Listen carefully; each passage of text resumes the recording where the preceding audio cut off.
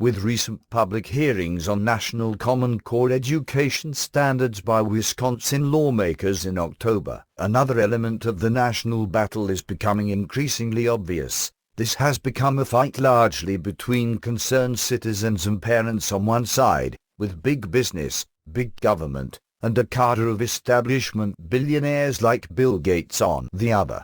This week, efforts of pro-Common Core forces to demonize the grassroots opposition which transcends the traditional political spectrum reached the point of absurdity. Citizens and even lawmakers, though, are now hitting back at bizarre and inaccurate allegations made in an apparent effort to dismiss public concerns about the nationalized standards. Supporters of Common Core who testified at the Wisconsin hearings were, for the most part at least, paid by taxpayers through government education bureaucracies.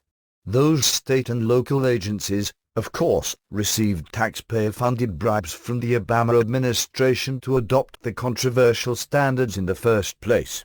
Other Common Core backers have been receiving funds from big businesses hoping to profit at taxpayer expense, or grants from the Bill and Melinda Gates Foundation, the key financier behind the whole education reform agenda, in addition to its support for abortion giant Planned Parenthood, the United Nations, population control, and other controversial causes.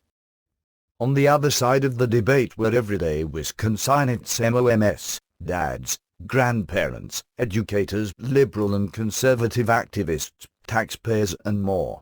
In an effort to counter the one-sided testimony from well-funded Common Core proponents, citizens across Wisconsin came together to help raise money and bring in experts to testify against the standards.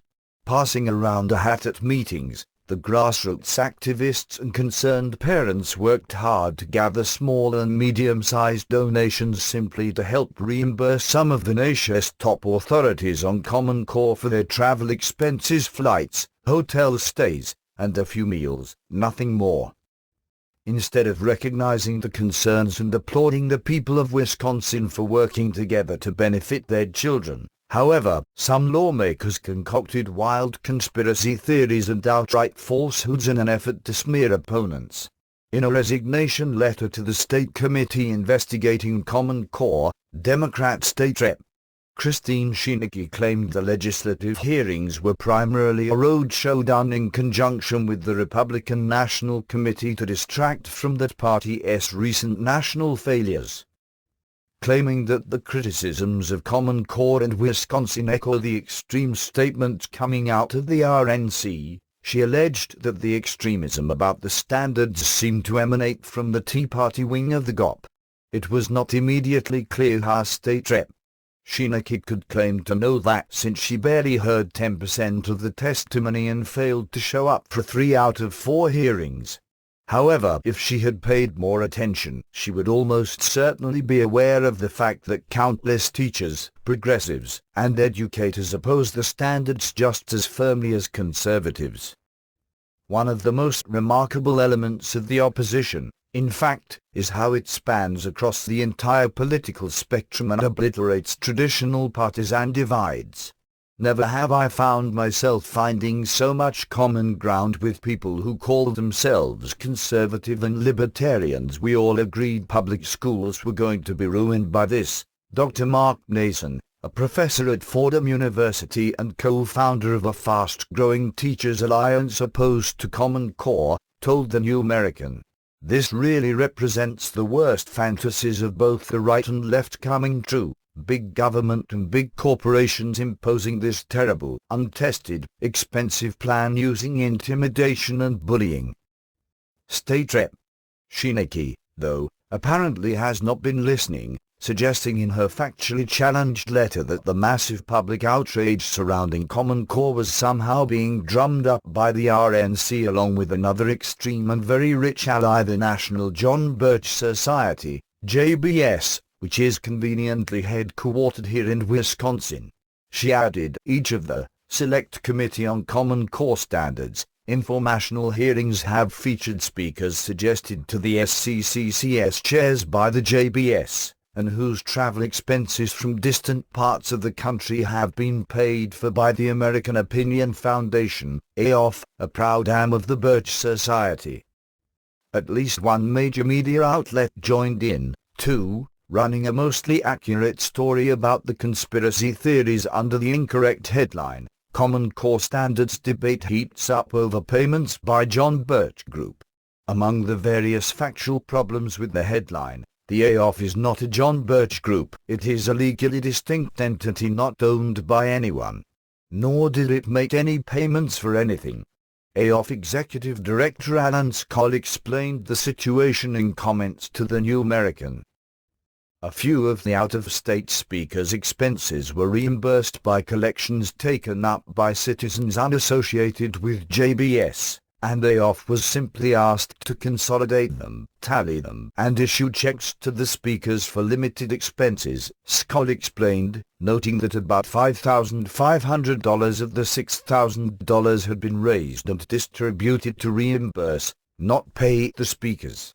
This was actually begun at a gathering of a number of conservative groups in the Fox Valley region of Wisconsin, where the idea of bringing in qualified experts to counter the partisan Department of Public Instruction employees' testimony and a hat was literally passed among the group. On the other side of the debate, taxpayers footed the bill for pro-Common Core witnesses, he continued. By contrast, literally many dozens of Department of Public Instruction employees took full days at each of the events, with pay, and came long distances, Skoll noted. Many were ranking bureaucrats, likely with hefty salaries. I would estimate over 100 in all. I haven't done the math, but their salaries, along with substitute teachers on school days, travel and all are a huge sum. For perspective, Skoll said that at the Fond du Lac hearings, for example, all of the 78 anti-Common Core speakers listed were there of their own volition, and the 12 pro-Common Core witnesses were all pure public education employees. In Madison, he estimated that there were likely more than 50 government education employees. At the Eau Claire hearings, a local college professor even sent his entire class in to sign slips at the hearing during class time in favor of Common Core. Another fact that has been pointed out by more than a few Common Core critics, at the Warsaw hearing, pro-Common Core Force's primary witness was Michael Petrilli, executive director of the Fordham Institute, which he said paid for his expenses. The organization, of course, has received national grants to do Common Core work. In 2009 alone, the self-styled Right of Center outfit received $1 million from the Gates Foundation. Since then, it has received many millions more, Gates records show.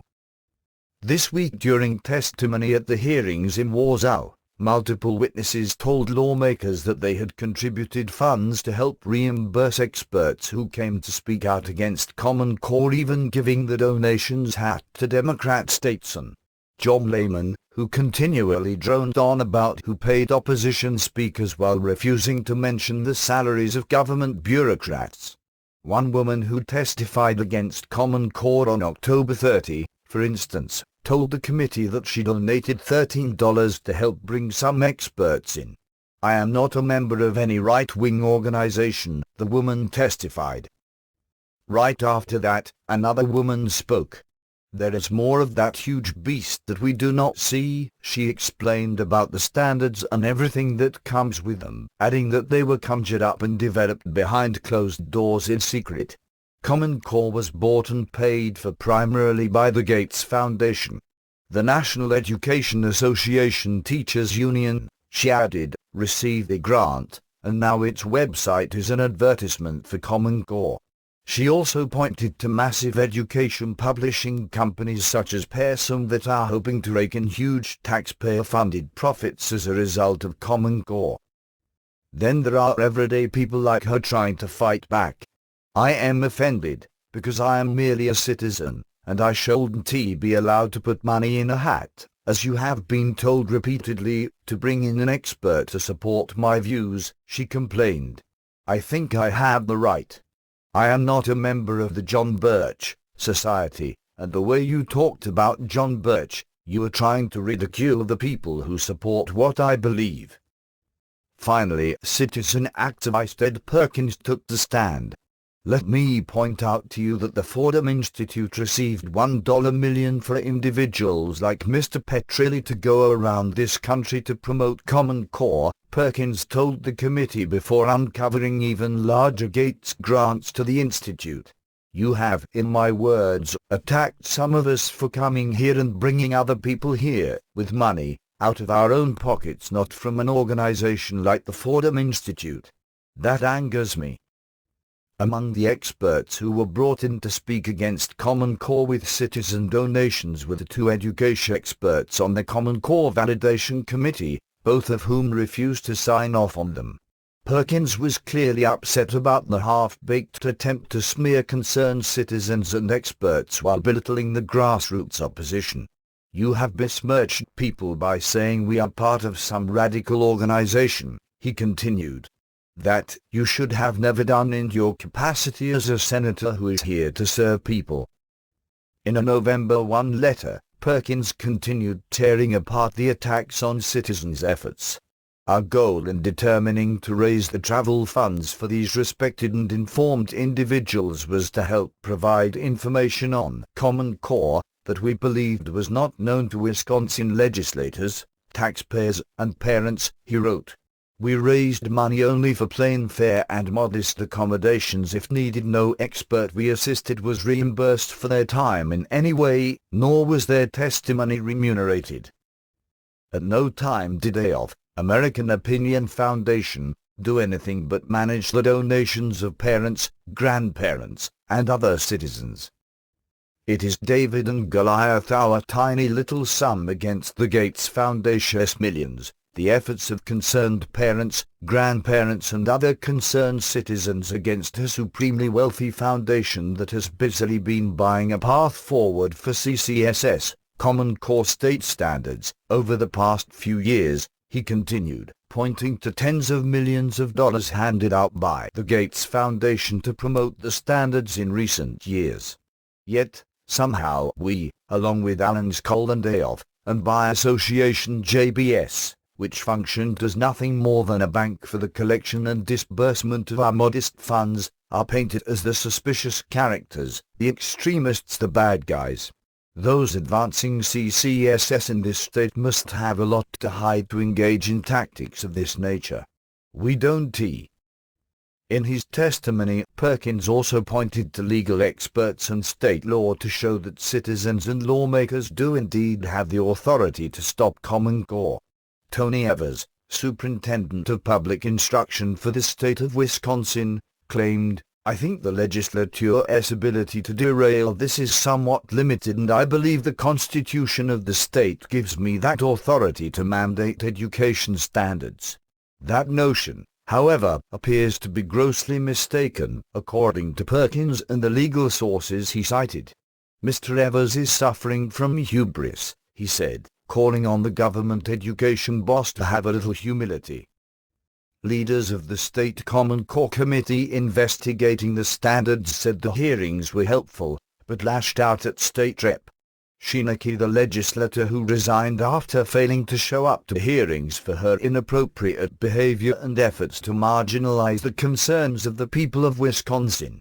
In a letter to the Democrat lawmaker, for example, statesman Paul Farrow wrote that it has become painstakingly clear that you care very little about hearing from concerned citizens of Wisconsin on this important issue.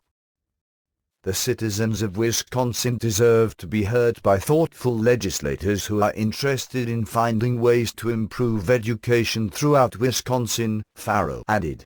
As we construct our report, I am hopeful that your Assembly leadership will fill your position with a thoughtful and hard-working legislator that will take this task seriously. He also defended the right of citizens and organizations to help recruit experts to testify. Common Core has been in the middle of a national conversation, statesman Farrow said, pointing out that powerful out-of-state labor unions were involved in recent Wisconsin political debates as well. Common Core experts whose travel and lodging expenses were paid through citizen donations included Dr. Sandra Stotsky, a former professor who refused to sign off on the English standards as part of the validation committee. She previously told the New American that she is not opposed to national standards per se, just the inadequate ones offered under Common Core. They were written hastily by people who didn't care how poorly written they were so long as informational text was about 50% of the reading curriculum, she explained. Another expert who testified and was reimbursed by citizens was Stanford professor James Milgram, another member of the validation committee. He refused to approve the math standards, citing, among other concerns, incorrect math. The other three experts who testified were Dr. Gary Thompson with the Early Life Child Psychology and Education Center, former U.S. Education Department officials Eddie Iverman, and Ted Ribaba, founder of the education-centered non-profit organization Accountability Works. Of course, what is going on in Wisconsin is hardly unique. All across the country, citizens' extremely serious concerns about Common Core, which are growing louder by the day, are being mocked by out-of-touch officials, lobbyists, and well-funded operatives on the dole of taxpayers, big business, and big government supporting billionaires. Gates alone has spent upwards of $150 million pushing and developing the scheme. The Obama administration has handed out billions more in taxpayer funds to bribe state governments into compliance with the agenda. However, as outrage about the nationalization and dumbing down of education continues to grow nationwide in tandem with awareness of Common Core, citizens in some areas are making progress. Some 45 states have already adopted the scheme, but across America, parents and educators are working hard to restore local control and improve education by stopping the controversial national standards. Analysts expect that to accelerate in the coming months. What will happen next in the Wisconsin battle is not yet entirely clear. Lawmakers will prepare recommendations and possibly develop legislation, but the fate of Common Core remains far from certain. Despite the power and money behind the agenda though, activists are hopeful that with continued public pressure, progress can be made toward defeating standards. The future of American children and the nation itself literally depend on the outcome of these fights.